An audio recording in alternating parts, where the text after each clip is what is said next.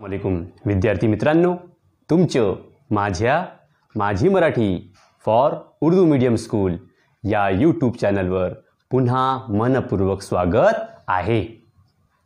विद्यार्थी मित्रांनो, आज आपण या व्हिडिओमध्ये इयत्ता 10व्या वर्गाचे विषय मराठी संयुक्तचे पाठ 7वे बदलणं म्हणजे या पाठाचे लेखक आहेत मल्हार अरणकल्ले। या पाठाचे आपण भाग 2 म्हणजे अंतिम भाग या पाठाचे आपण अध्ययन करणार आहोत। या अंतिम भागाचे अध्ययन करणार आहोत। आपण पान क्रमांक 18 भाग 2 मध्ये पान क्रमांक 18 हे सारं वादळ मनात येथून तर पान क्रमांक 19 पर्यंत आपण स्वीकारणार का, येथेपर्यंत आज आपण अध्ययन बघू, याचे स्पष्टीकरण बघू आणि यावर आधारित आपण कृती सुद्धा बघू। विद्यार्थी मित्रांनो, जर तुम्ही भाग 1 बदलणं म्हणजे भाग 1 जर तुम्ही हा व्हिडिओ बघितला नसेल तर नक्की बघा आणि मग हा भाग 2 बघा आणि याचे अध्ययन करा, जेणेकरून तुम्हाला हा पाठ समजण्यास आणि म्हणजे समजण्यास तुम्हाला अधिक सोपे होईल।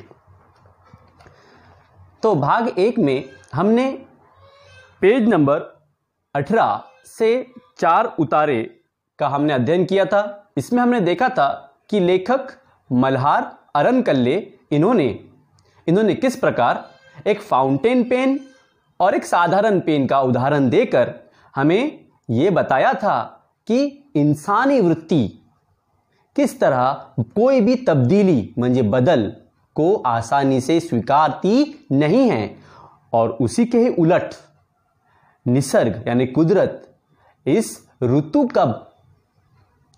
का बदल म्हणजे उन्हाळा, त्याच्यानंतर पावसाळा आणि त्याच्यानंतर हिवाळा असे ऋतुचक्र पुन्हा पुन्हा बदलते। हे ऋतुचक्र जे निसर्ग असते किती सहजतेने स्वीकारते याचे उदाहरण देऊन लेखकाने मानवी वृत्ती आणि निसर्ग याची बदला संदर्भात तुलना केलेली आहे। तो चला आता अपन अपने पाठाची शुरुआत करूँ। अगर आप लोगों ने अभी तक किताबें नहीं निकाली है तो अपनी अपनी मराठी की किताबें निकाल लेंगे और एक एक पेंसिल भी निकाल लेंगे, ताकि जब आपको स्पष्टीकरण समझाया जाए तो आप जो कठिन शब्दार्थ है उसके मीनिंग अपने किताब में पेंसिल से नोट कर लेंगे। तर चला विद्यार्थ्यांनो, हे सारं वादळ मनात फेर घालत होतं। निसर्ग हे बदल कसे काय स्वीकारतो, तो कुठं अस्वस्थ होतो, तो हे बदल सामावून घ्यायला कुठं विरोध करतो, आलेला बदल स्वीकारला असं तर निसर्गात सतत होत असतं। तो लेखक को निसर्ग के इस सहजता के बिहेवियर से, वर्तन से कुछ सवालात लेखक के मन में आए हैं कि इतनी सहजता से निसर्ग कोई भी बदल कैसा अपना लेता है। तो इस संदर्भ में कुछ प्रश्न आए हैं लेखक के दिमाग में। तो कौन सा प्रश्न है? हे सारं वादळ मतलब बच्चों तूफान मनात फेर घालत होतं। ये सब सवालात लेखक के दिमाग में घूम रहे थे। तो कौन से सवाल थे वो? नंबर 1, निसर्ग हे बदल कसे काय स्वीकारतो, कि निसर्ग ये बदल कैसे क्या स्वीकार करता है। 2, तो कुठं अस्वस्थ होतो, और वो बेचैन भी तो नहीं होता है। तो हे बदल सामावून घ्यायला कुठं विरोध करतो। विरोध मतलब मुखालिफत, अपोज करना, विरोध करना। तो निसर्ग ऐसे तब्दीली को, ऐसे बदल को वह सहजता से स्वीकारता है, उसकी मुखालिफत क्यों नहीं करता। आलेला बदल स्वीकारला असं तर निसर्गात सतत होत असतं, और जो बदल होते हैं, जो तब्दीली होती है, वो निसर्ग कुदरत का एक नियम है। ऐसे लेखक के दिमाग में कुछ प्रश्न उठने लगे। नेहमीच्या पान क्रमांक 19 बघा। नेहमीच्या वापरातल्या फाउंटन पेनाऐवजी दुसरे पेन स्वीकारायला माझं मन मात्र कुरकुरत होतं. एक अगदी साधा किरकोळ बदल, पण त्यानं आलेली अस्वस्थता एवढी, सारा मनाचा खेळ. वास्तविक एवढा साधा बदल सहजगत्या पचवायला हवा, पण तेही जमत नव्हतं. एक शब्दार्थ बघा. कुरकुरत होणे म्हणजे राजी न होणे. आता आपण हे एक वाक्प्रचार आहे. कुरकुरत होणे म्हणजे राजी न होणे. तर या वाक्प्रचाराचा आपण मराठी वाक्यात उपयोग असा करू. रमेश अहमदनगरला जाण्यासाठी कुरकुरत होता. त्याच्यानंतर किरकोळ बदल मतलब बहुत ही छोटा बदल, जिसे हम बोलेंगे बहुत महत्वपूर्ण बदल नहीं. तो लेखक कहते हैं कि एक छोटा सा एक फाउंटेन पेन मेरा गुम हो गया था. उसके बदले मैंने एक साधारण पेन इस्तेमाल करना शुरू कर दिया था, लेकिन तभी भी मेरा दिल, मेरा मन इस छोटे से बदल को भी स्वीकार करने के लिए कुरकुरत कर रहा था. मैं राजी नहीं हो रहा था. एक अगदी साधा किरकोळ बदल, पण त्यानं आलेली अस्वस्थता केवढी.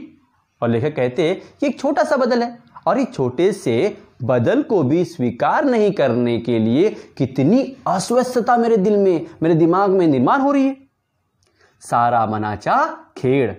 वास्तविक एवढा साधा बदल सहजगत्या पचवायला हवा, पण तेही जमत नव्हतं. और लेखक कहते हैं कि एक छोटा सा बदल था.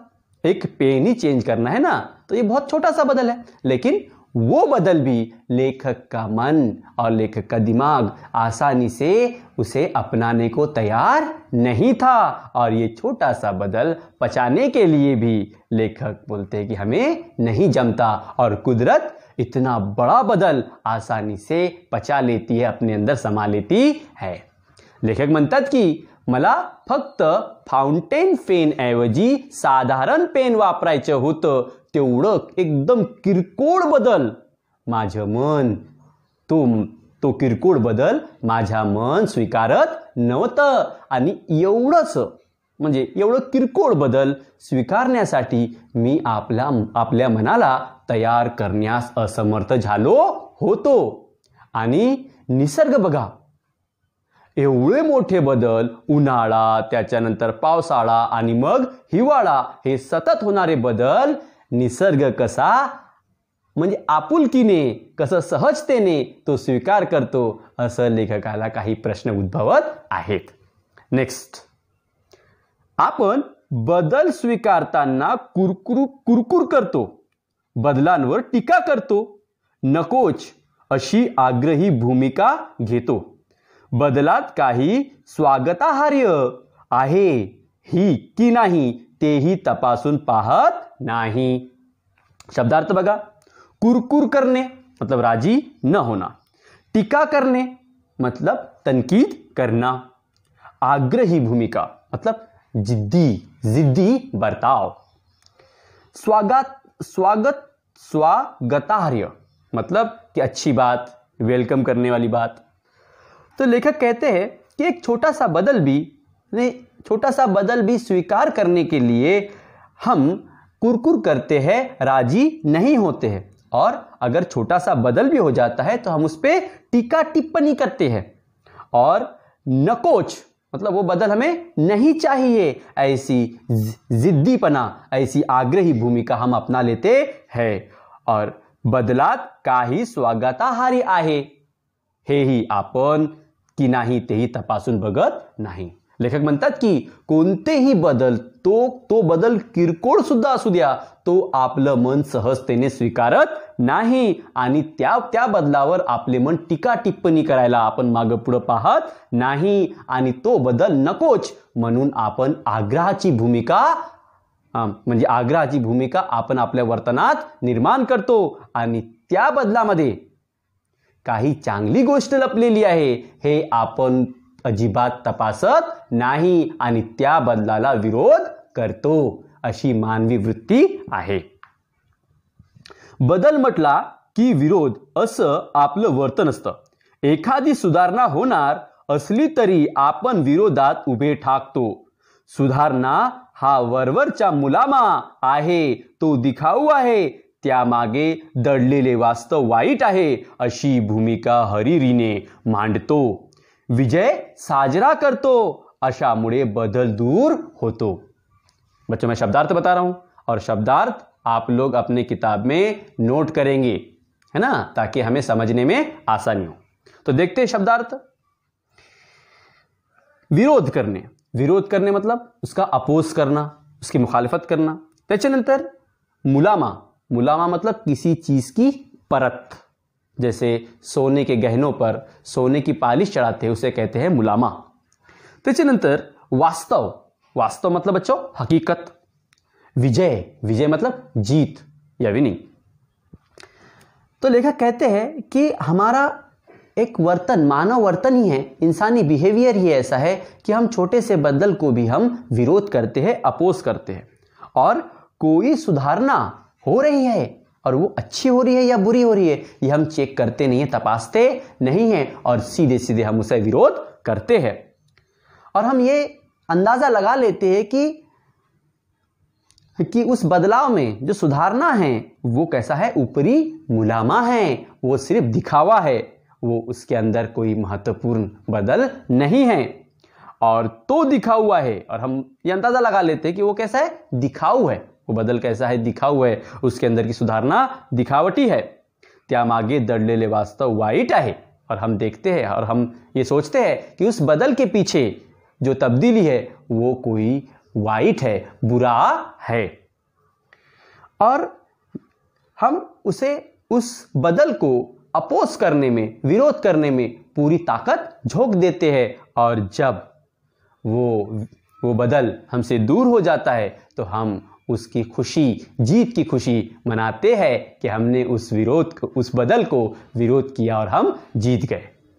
तर लेखक म्हणतात की जर एक साधारण किरकोळ सुद्धा बदल असेल तो आपण स्वीकारत नाही, आणि त्या बदलामागे काही सुधारणा जरी असतील त्यावर आपण टीका करतो, आणि त्या बदलामध्ये काही मुलामा चढलेला आहे आणि त्याच्या सुधारणामध्ये काही मुलामा चढला आहे असं आपण म्हणजे भास लावतो, आपण विचार करतो, आणि तो बदल नुसता म्हणजे त्या बदलामधील सुधारणा नुसती दिखाऊपणा आहे, दिखावट आहे असे आपल्याला वाटू लागते. आणि त्यामुळं त्या सुधारणेमध्ये, त्या बदलाच्या सुधारणेमध्ये काही वास्तव आहे, काही सत्यता आहे, ते आपल्याला दिसून पडत नाही. आणि जेव्हा आपण त्या बदलाला विरोध करतो आणि तो बदल दूर जातो तेव्हा आपण विजय आनंदाने साजरा करतो.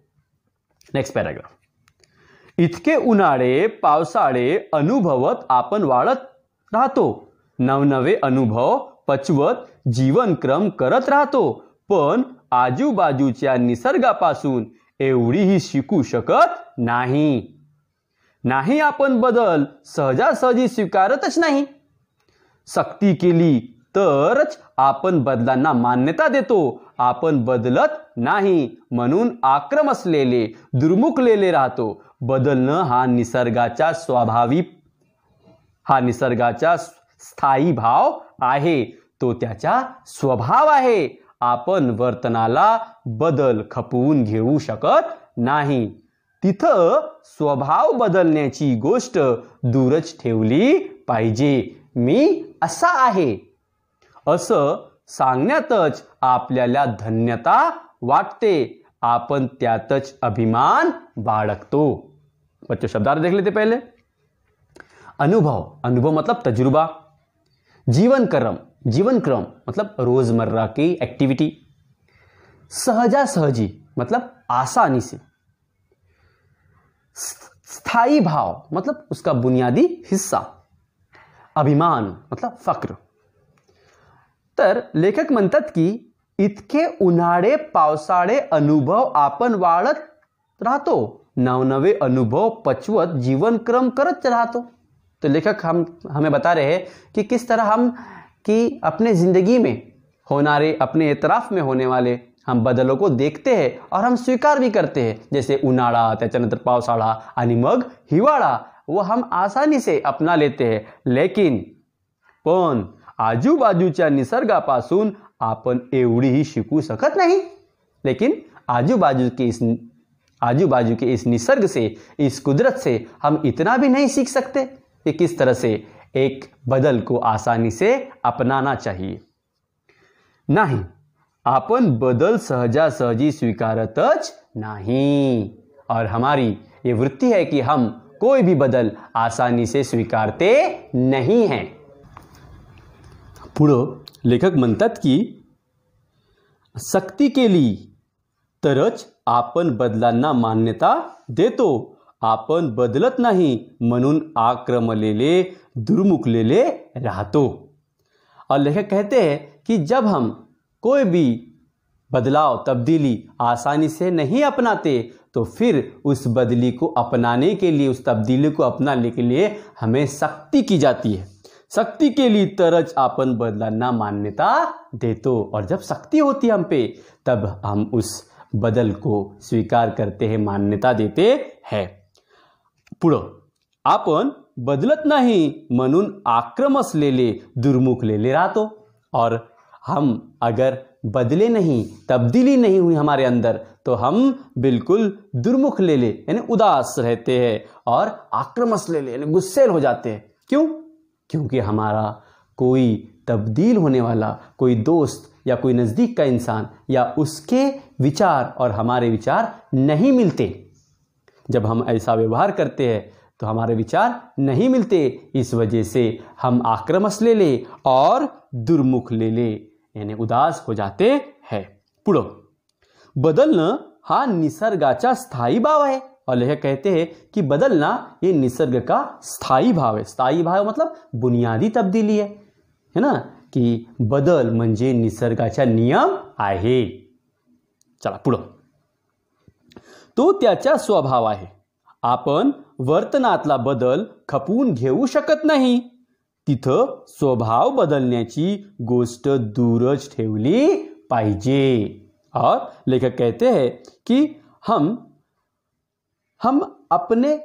अपने वर्तन का, अपने बिहेवियर में एक छोटे से चेंज को भी, एक छोटे से बदलाव को भी स्वीकार नहीं करते. और हम तिथं स्वभाव बदलण्याची गोष्ट दूरच आहे. तो स्वभाव बदलने की हम तो बहुत दूर की बात है कि हम इंसानी वृत्ति अपने स्वभाव में, अपने वर्तन में ही एक बदल नहीं लाते.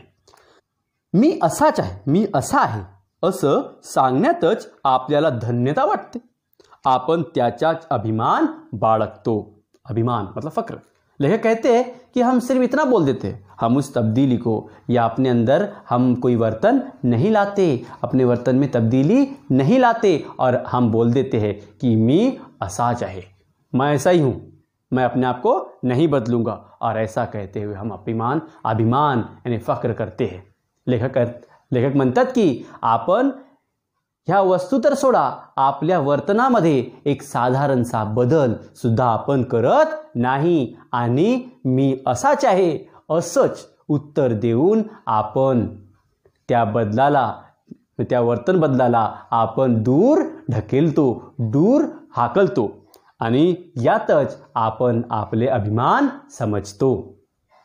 तो लेखक हमें यहाँ संदेश दे रहे हैं कि जिस तरह से आपका वर्तन है, अगर उससे वर्तन से अगर दूसरों को तकलीफ है या दूसरों को तकलीफ हो रही है, तो आप अपने वर्तन में, अपने बिहेवियर में कोई ना कोई चेंज लाना आपको अनिवार्य है. नेक्स्ट, बदलणं म्हणजे फुलणं, बहरणं, कात टाकणं, जुनं सोडून नवं होणं. झाडावर कोवळी पालवी येते, पानं वाढू लागतात, पानांन आड कड्या हसू लागतात, त्यांची फुलं होतात.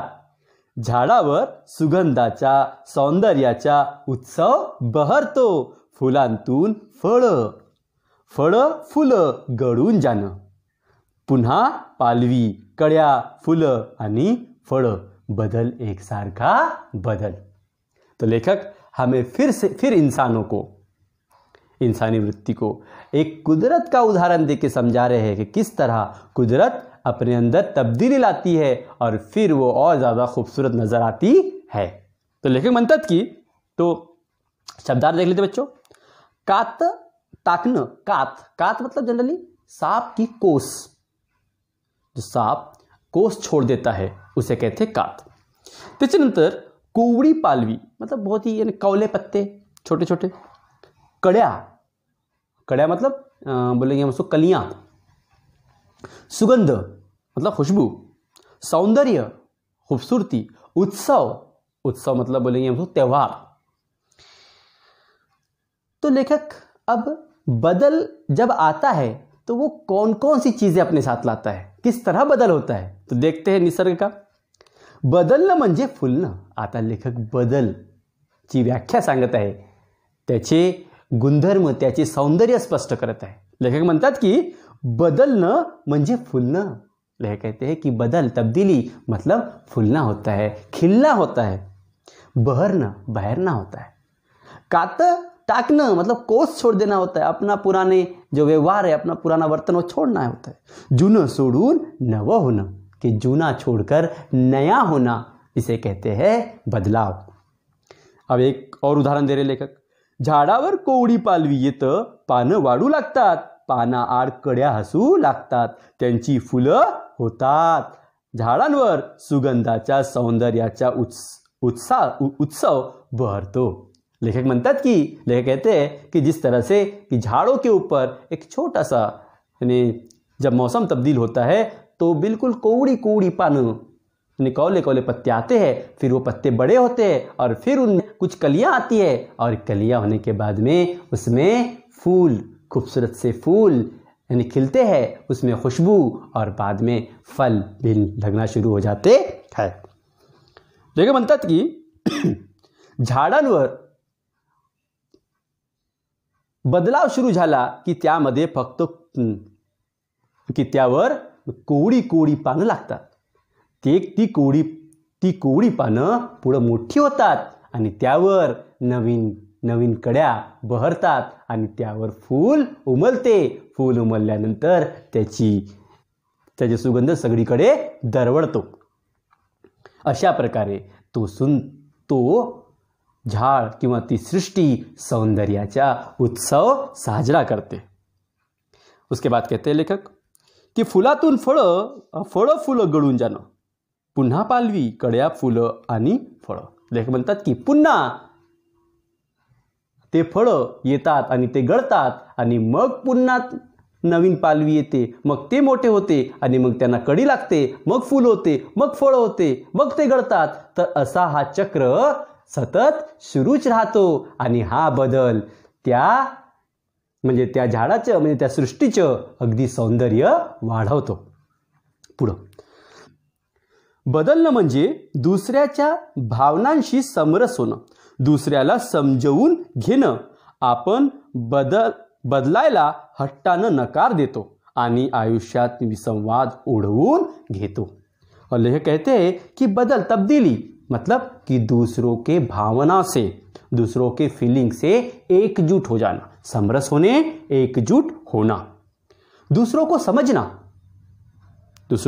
समजना, आपण बदलायला हट्टानं नकार देतो आणि आयुष्यात विसंवाद ओढवून घेतो। हट्टात मतलब जिद से, और विसंवाद मतलब होता है बच्चों की मुखालिफत करना, विरोध करना। तो लेखक कहते हैं कि हम बहुत ही आसानी से, बहुत ही बोलेंगे हम जिद्दीपने से भी हम उस बदलाव को हम दूर ढकेल देते हैं। उस वजह से हमें कई मुश्किलात का सामना करना पड़ता है, कई विसंवाद होते हैं और कहीं बहुत ही हमें तकलीफ भी होती है। बदललो नाही तर दुसऱ्या कोणाशी सूर जुड़णारच नाही।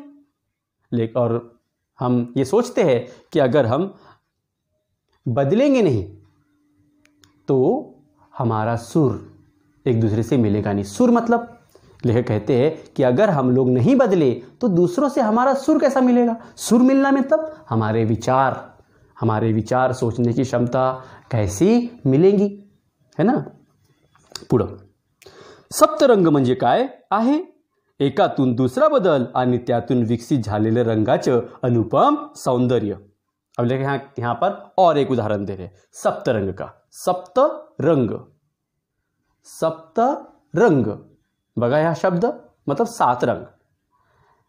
याला मराठीमध्ये 2 शब्द मिळून हा शब्द बनलेला आहे सप्त मतलब म्हणजे 7 आणि रंग, 7 रंग। 7 हे एक अंक आहे, म्हणून या शब्दाला आपण द्विगु समास असे सुद्धा म्हणू शकतो। व्याकरणामध्ये याला द्विगु समास असे म्हणतात। तो लेखक कहते हैं कि सप्तरंग मतलब क्या होता है? सप्तरंग मतलब 7 रंग, और इतना ही नहीं, एक रंग दूसरे से घुल मिल जाता है और नया रंग, नया विचार निर्माण होता है, और उसमें बहुत ही जबरदस्त खूबसूरती निकल आती है, दिखाई देती है। सप्तसूर म्हणजे जरी काय आहे, एकापेक्षा वेगळा सूर, त्या सुरावटींच्या सर मिसळीतून उमललेलं संगीत। ही सुरावट बदलली नाही, एका सुरानं दुसरा सूर स्वतःशी जुळवून घेतला नाही तर सुरावट जमणार कशी? बदल म्हणजे म्हणून तर एकमेकाचे महत्त्व आहे। काळ्या रंगामुळे पांढऱ्याला महत्त्व आहे, हिरव्या रंगाची खुलावट लाल रंगामुळे आहे, उजवी दिसते, ताण हलका होतो तो हास्यामुळं, आणि दुःख विसरतं ते आनंदाच्या शिडकाव्यामुळं। बघा शब्दार्थ, सुरावट मतलब चाल, उसके बाद खुलावट मतलब उसका सजाव दाखिल होना, शिड़काव मतलब दाखिल होना, एंटर होना। तो लेखक कहते हैं कि 7 सुर है। 7 सुर तो पता है हमें, जैसे सा, रे, ग, म, प, ध, नी, ये हो गए 7 सुर। तो लेखक कहते हैं कि अगर ये 7 सुर एक दूसरे में मिलेंगे नहीं तो उनमें खूबसूरती नहीं होती। बिल्कुल सही है, अगर ये 7 सुर अपनी अलग अलग स्वतंत्रता रखते हैं तो इनमें खूबसूरती नहीं रहेगी। तो जैसे ही ये एक दूसरे में समा जाते हैं, एक दूसरे में तब्दील हो जाते हैं, तो एक नई खूबसूरत अंदाज, एक खूबसूरत म्यूजिक, संगीत निर्माण होता है। उसी तरह से त्याचप्रमाणे लेखक म्हणतात की सप्तसूर जोपर्यंत एक दुसऱ्यांमध्ये मिसळत नाही आणि नवीन संगीत निर्माण होत नाही, त्यामुळं लेखक म्हणतात की बदल हे अत्यंत महत्त्वपूर्ण घटक आहे। आणि पुढे लेखक म्हणतात की काळ्या रंगामुळं पांढऱ्याला महत्त्व आहे। अगर काला रंग नहीं होता तो सफ़ेद भी नहीं होता, काला रंग है इसलिए सफ़ेद को महत्व है, बराबर। और हिरव्या रंगाची खुलावट लाल रंगामुळे, और हरे रंग की खूबसूरती लाल रंग से ही होती है। ताण हलका होतो तो हास्यामुळं, आणि दुःख विसरतं ते आनंदाच्या शिडकावामुळं। और ये कहते हैं कि ताण मतलब टेंशन, ये दूर कब होता है? हंसने से, खिलखिलाने से। और उसी तरह से हास्यामुळं आणि दुःख विसरतं ते आनंदाच्या शिडकावामुळं, कि हम दुख यानी हमारा गम, हमारी तकलीफ हम भूल जाते हैं कब? जब खुशियाँ हमारे दरवाजे पर या हमारे घर में आती है, तब हम दुख भी भूल जाते हैं। आता शेवटला उतारा, लहान मूल एका खेळण्यात फार काळ रमत नाही, त्याला नाविन्याची ओढ असते, त्याच्या दृष्टीतच नवेपणाला सामोरे जाण्याचं तेज असतं। आपण वाढत्या वयाबरोबर हा तजेला हरवून बसतो आणि एकेका गोष्टींशी जखडून पडतो। शब्दार्थ बघा, लहान मूल मतलब छोटा सा बच्चा, खेलना होता है, खिलौने को कहते हैं। ओढ़ असने मतलब कि बोलेंगे हम उसको, उसके तरफ झुकाव होना, उस चीज़ की तरफ झुकाव होना। तो लेखक म्हणतात की लेखक यहाँ पे भी एक उदाहरण दे रहे हैं, एक छोटे से बच्चे का उदाहरण दे रहे हैं। बिल्कुल है, सही है कि लेखक कहते हैं कि छोटा सा बच्चा एक खिलौना बार बार नहीं खेलता, वो नए खिलौने की तरफ आकर्षित होता है, उसे ओढ़ होती है। और ये उसका बोलेंगे उसका नेचर है, उसका बिहेवियर ही रहता है कि वो अपना पुराना खिलौना छोड़कर नए खिलौनों की तरफ जाता है, उसको ओढ़ होती है। और इस नवेपन को जब हम बड़े होते हैं तो इस व्यवहार को हम पूरी तरह भूल जाते हैं। लेखक म्हणतात की ज्याप्रमाणे लहान मूल त्या जुना खेळण्यापासून त्याला नवीन खेळण्याची ओढ असते आणि तो त्या नवीन खेळण्याला अधिक महत्त्व देतो, आपण ती बालपणाची वृत्ती आपण जेव्हा मोठे होतो तेव्हा सहजासहजी आपण त्याला विसरून जातो. म्हणजे त्यावेळेस आपल्याला बदल सहज वाटते, पण आता मोठं झाल्यावर आपण तो सहजासहजी स्वीकारत नाही. पुढं आपण वाढत्या वयाबरोबर हा तजेला हरवून बसतो. और जब हमारा उम्र बढ़ती है तो हम इस तजे को, इस तेज को हम भूल जाते हैं आणि एक एका गोष्टीशी जखडून पडतो और एक एक बात से हम यानी गूंथ जाते हैं, जखड़ जाते हैं. नोकरीतील, अब एक और उदाहरण दे रहे लेखक, नोकरीतली बदलीही आपण टाळतो. बदलीच्या गावाला जाणं, तिथला निसर्ग, माणसं निहाळणं, त्या प्रदेशाची एकरूप होण्यातला आनंद घेणं, त्याला आपल्या लेखी काही महत्त्व नसतं. आपल्याला बदलायचं नसतं म्हणून आपण बदली टाळतो. अब लेखक एक और मानव वृत्ति का उदाहरण दे रहे हैं कि जब भी हमें किसी ओहदे से कहीं दूसरे शहर में अगर हमें बदली बोले तो ट्रांसफ़र हो जाती है, तो हम भी आसानी से उसे अपनाते नहीं हैं. और हम वो बदली अपनाते नहीं हैं. क्यों नहीं अपनाते? क्योंकि हम जहाँ पे हम जाने वाले हैं वहाँ के वातावरण को, वहाँ के लोगों को हम नहीं समझना चाहते, और इस वजह से हम उस बदली को हम पूरा तरह से पूरा जोर विरोध करते हैं. लेखक म्हणतात की आपण एवढेही नाही, आपण नोकरीतील बदलीही टाळतो आणि त्यामुळे तिथला बदल, तिथला निसर्ग, तिथली माणसे, तिथला व्यवहार आपण निहाळत नाही आणि तो आनंद आपल्याशी दूर होतं. आपल्याला बदलायचं नसतं म्हणूनच आपण बदली टाळतो. और ये कहते हैं कि हमें बदलना ही नहीं है, तो इसलिए हम अपनी बदली टाळते मतलब दूर करते हैं, उससे हट जाते हैं. लेखक म्हणतात की आपल्याला स्वतः बदलायचं नसतं म्हणून आपण त्या बदलीला, त्या ट्रान्सफरला आपण टाळतो. पुढं बदलाकडं पाहण्याची दृष्टी बदलण्यापासूनच आपण बदलांना स्वीकारण्याचा अभ्यास सुरू करू. अब लेखक कहते हैं कि बदलने की वृत्ति, बदलने का स्वभाव को बदलने के स्वभाव से ही हम दूर कर सकते हैं. डावं उजवं जरूर तपासा. अब लेखक कहते हैं कि अगर तुम्हें कोई भी बदलाव, अगर अब यहाँ पे हमें लेखक एडवाइस दे रहे, देखते हैं क्या एडवाइस है, और ये महत्वपूर्ण है. डावं उजवं जरूर तपासा, पण बदलणारच नाही अशी एकांगी भूमिका घेऊ नका.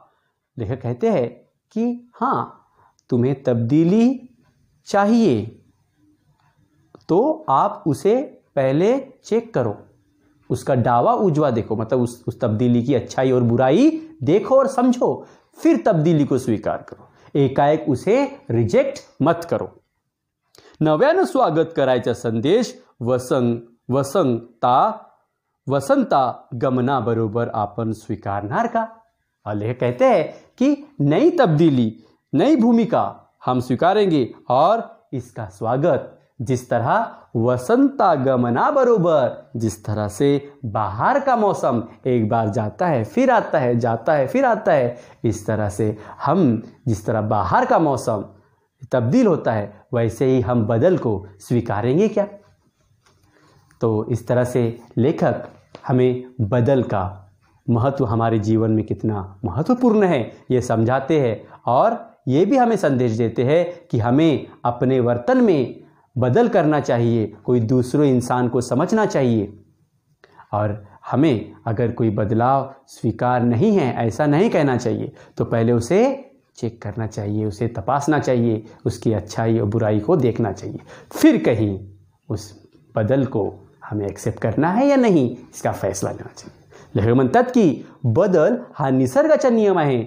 आज जर आपण बदललो नाही तर आपण या समाजाशी, आपण आपल्या परिवारातील लोकांशी समरस होऊ शकणार नाही. बदल स्वीकारा, पण एकाएकी तो बदल स्वीकारू नका, तर त्याला एकदा डावा उजवा करून त्याला बघा, मतलब उसको अच्छे से तपासो, देखो, अच्छाई बुराई उसकी देखो, फिर कहीं तुम अपनाओ.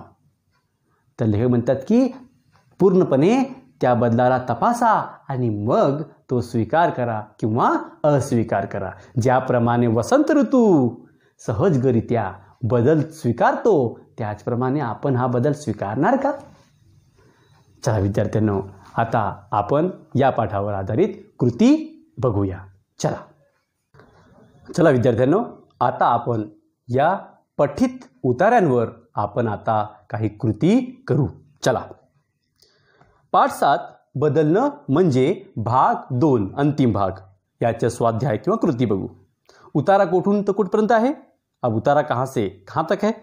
हे सारं वादळ यहाँ से लेकर तो स्वीकारनार का, यानी पेज नंबर 19 तक पूरा बचा हुआ पाठ.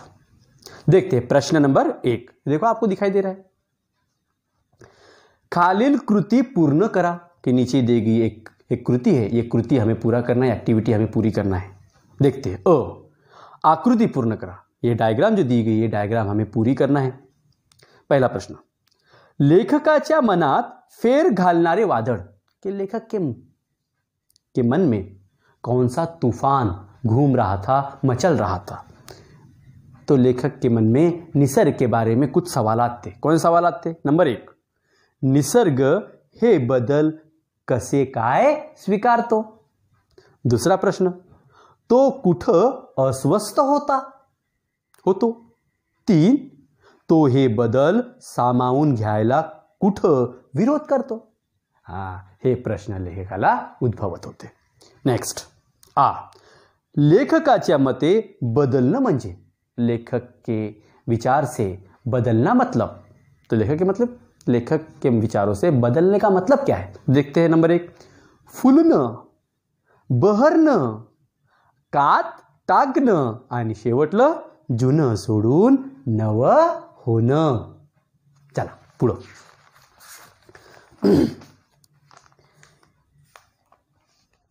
आता कृती नंबर ई. नेहमीच्या वापरातील फाउंटन पेनाऐवजी दुसरं पेन स्वीकारताना लेखकाची मनस्थिती, कि लेखक जब पुराना फाउंटेन पेन की जगह दूसरा पेन इस्तेमाल करते तो उनके मन में कैसी स्थिति निर्माण होती है. देखते हैं. नंबर 1, मन कुरकुरत होते. दुसरं, बदल स्वीकारायला तयार नव्हते. 3, अस्वस्थता वाढत होती, बेचैनी बढ़ रही थी. आणि 4, सारा मनाचा खेळ होता. पुढं. ई, बदल दूर जाण्याची कारणे. लेखक के विचार से कि हमसे बदल दूर क्यों जाता है. देखते हैं. उसके उदाहरण दिए लेखक ने, कुछ कारण दिए, रीजन दिए. 1, बदलांवर टीका. 2, नकोच अशी भूमिका. 3, विरोध असतो, त्या बदलाला आपल्याला विरोध असतो.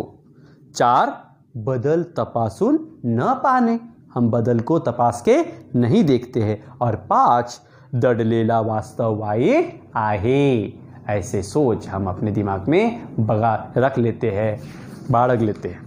पुढं.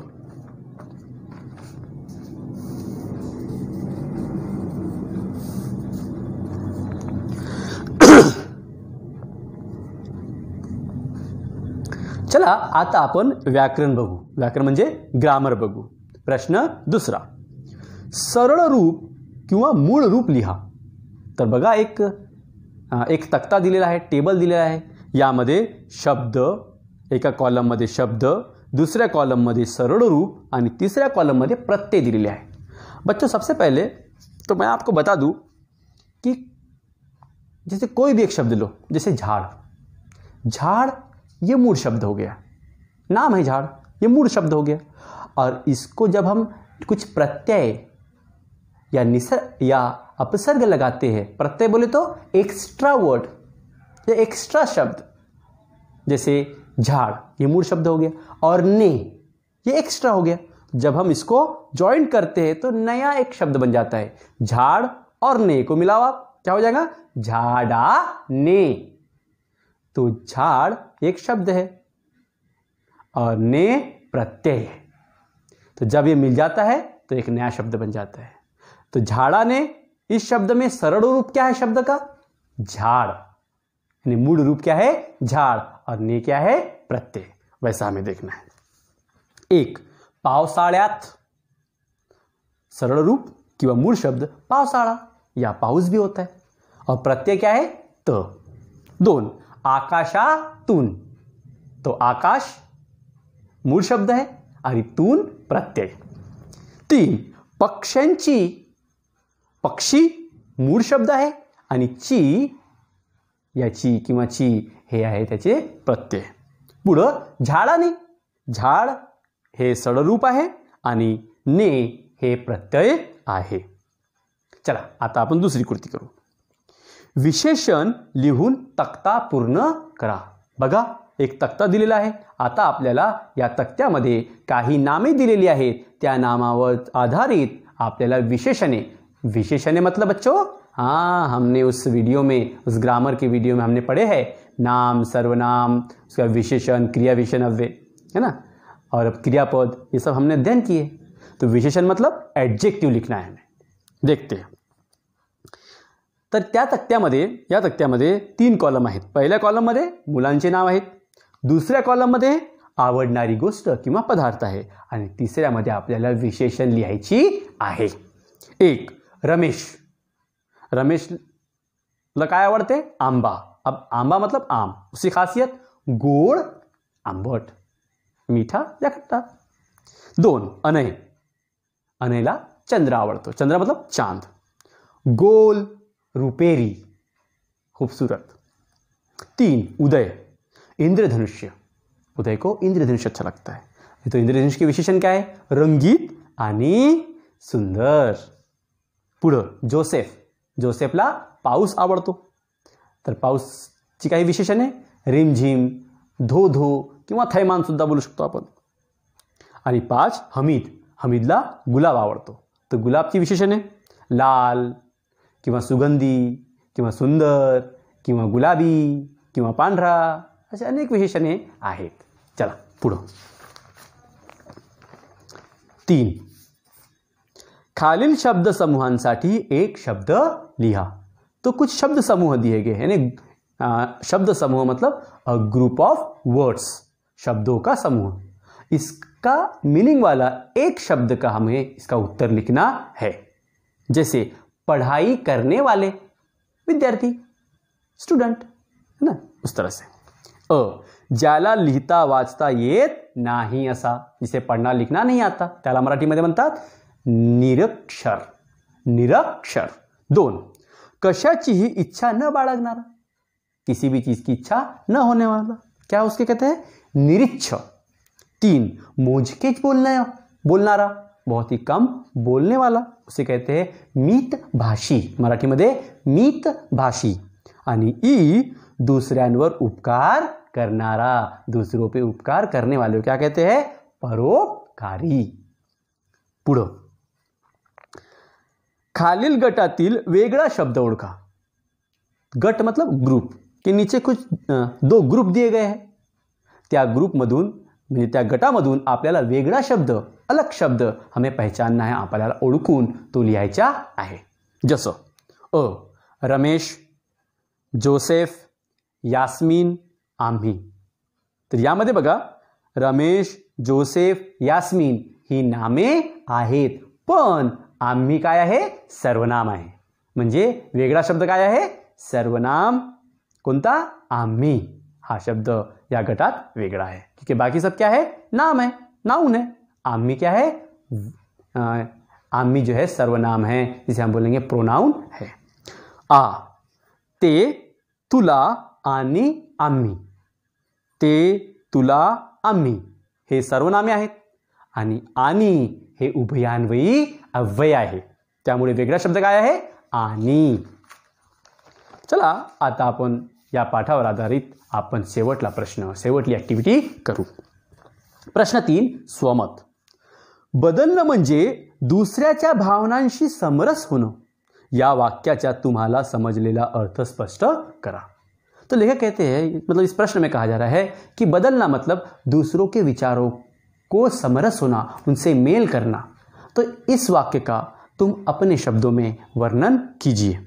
तो देखते हैं तो पहले पैराग्राफ में हम पाठ का नाम, लेखक का नाम और उस पाठ में किस चीज़ का वर्णन किया है ये हम लिख लेंगे। देखते हैं उत्तर। बदलणं म्हणजे या पाठामध्ये मल्हार अरणकल्ले यांनी निसर्गाप्रमाणे मानव सहजतेने बदल स्वीकारत नाही याचे उदाहरणासह वर्णन केले आहे। चला पुढं। निसर्ग ऋतूत होणारे बदल सहजतेने स्वीकार करतो, पण मानवी वृत्ती अशी नसते। उन्हाळा, पावसाळा, हिवाळा ही ऋतू केव्हा बदलतात ते कळतच नाही। तो जो निसर्ग है, कुदरत है, वो ऋतु के अंदर की होने वाली तब्दीली वह सहजता से अपना लेती है। जैसे उन्हाळा, पावसाळा, हिवाळा ये मौसम बदलते हैं, वह आसानी से अपना लेती है। लेकिन मानवापुढे कोणतेही बदल आले की त्याच्या मनात अनेक प्रश्न निर्माण होतात। लेकिन इंसान के सामने जब भी कोई बदलाव आता है तो उसके दिमाग में कई सवालात निर्माण होते हैं। आपण एकांगी भूमिका घेऊन बदलास नकार देऊ नये और हम एक तरफा सोच रखकर उस बदल को हमें नकारे, निगेटिव से उसे हमें नकारना नहीं चाहिए। आपण समाजात राहतो, दुसऱ्यांच्या सुखदुःखात सहभागी होणे हीच मानवता आहे। आणि माझ्या मते तर आपण समाजात राहतो, आपण समाजात वावरतो, त्यामुळे दुसऱ्यांची सुखदुःख समजणे यह आपले परम कर्तव्य आहे आणि दुसऱ्यांशी समरस होणे हे आपल्याला अनिवार्य आहे। तो हम समाज में रहते तो हम दूसरों के सुख दुख बांटते हैं, इसलिए उनसे हमें समरस होना चाहिए, एक होना चाहिए और विचारों में तब्दीली हमें स्वीकारनी चाहिए। म्हणून दुसऱ्यांचे मन जाणून घेणे यातच माणुसकी आहे और इसलिए दूसरों के विचार, दूसरों की दिल, दूसरों की समझना यही इंसानियत है। म्हणून बदल म्हणजे दुसऱ्यांच्या भावनाशी समरस होणे होय। तो इसलिए मुझे लगता है कि बदलना मतलब दूसरों के विचारों से एक होना, समरस होना है। तर विद्यार्थी मित्रांनो, असं आपला पाठ संपलेला आहे आणि कृती सुद्धा संपलेली आहे। बच्चों, अगर आपको मेरा वीडियो अच्छा लगा हो, समझ में आया हो ये पाठ, तो इसे लाइक कीजिए, आगे शेयर कीजिए और मेरे YouTube चैनल माझी मराठी को सब्सक्राइब कीजिए। Thank you.